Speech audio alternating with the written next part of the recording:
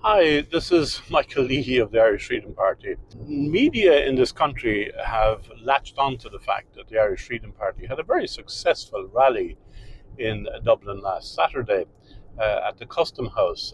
But the main thing the media wants to close down, the main thing our government wants to close down, is the right of ordinary people to protest about the extent of immigration that's taking place. Um, they're taking a very similar tack to the protests in County Clare, which I went to see. I'm from Clare, of course, and I went to see the people and congratulate them out in McGowan House for standing up to the government on this one, importing 69 unvetted immigrants, certainly not from Ukraine, into a tiny townland, not even a village, is an absolutely outrageous thing to do. The government is now complaining that, well, we have a migrant accommodation crisis as well as a housing crisis. But if you want to stop the migrant immigration crisis, you stop importing migrants in the middle of a housing crisis. That would appear to be rather obvious. This crisis, as they call it, and they seem to lurch from crisis to crisis, and they seem to make use of these crises. This crisis is entirely of the government's own making.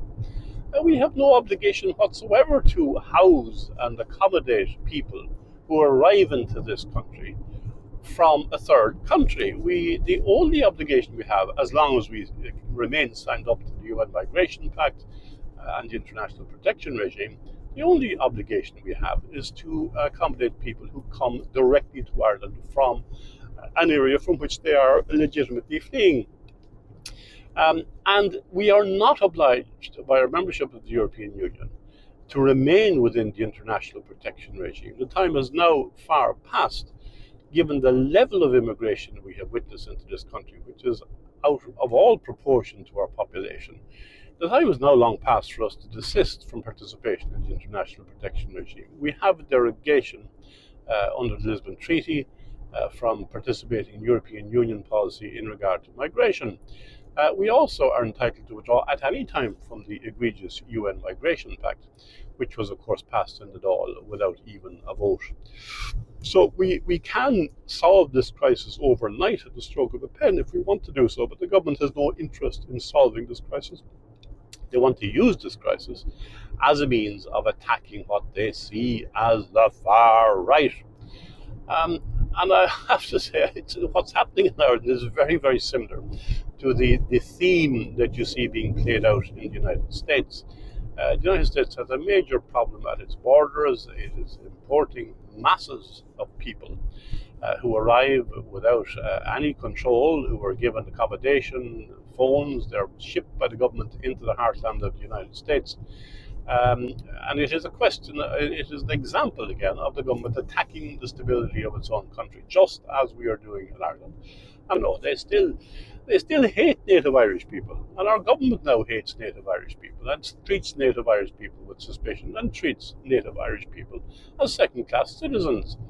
And we're slightly embarrassed by the events in County Clare because these are ordinary people. These are not members of any party. I went out to congratulate them, but I certainly didn't want to be accused of trying to piggy bank on their righteous anger, given whatever minor assistance I could. But I'm certainly not involved in that, and I wouldn't wish to be.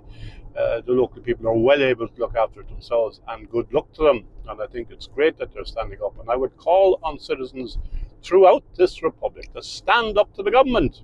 The government are trying to wreck your economy, they're trying to wreck your society, they're trying to exacerbate the housing crisis.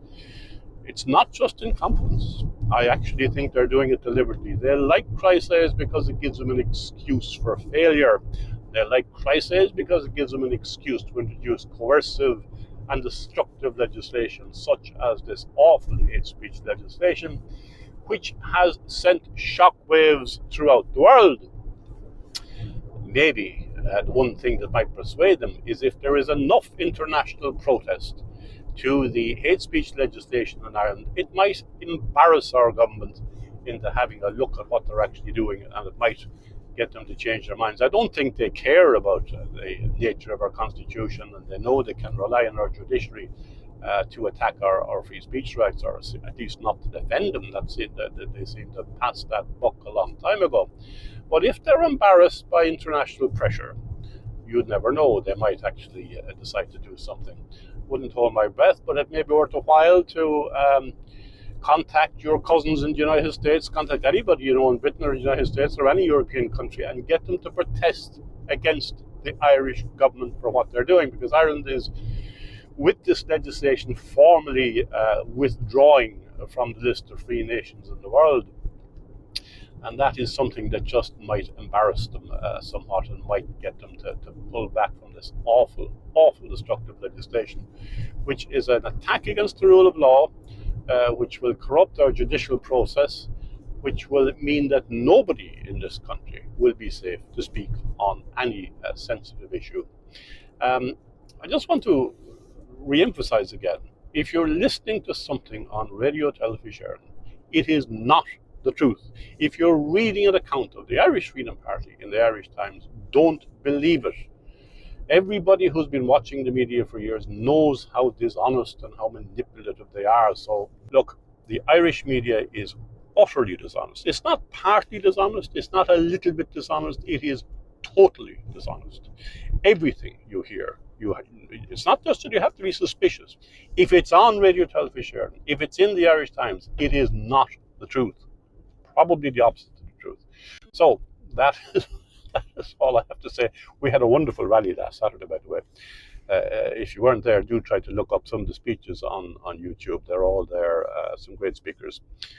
So this has been Michael Leahy of the Irish Freedom Party, urging you to ignore radio, television. Thank you.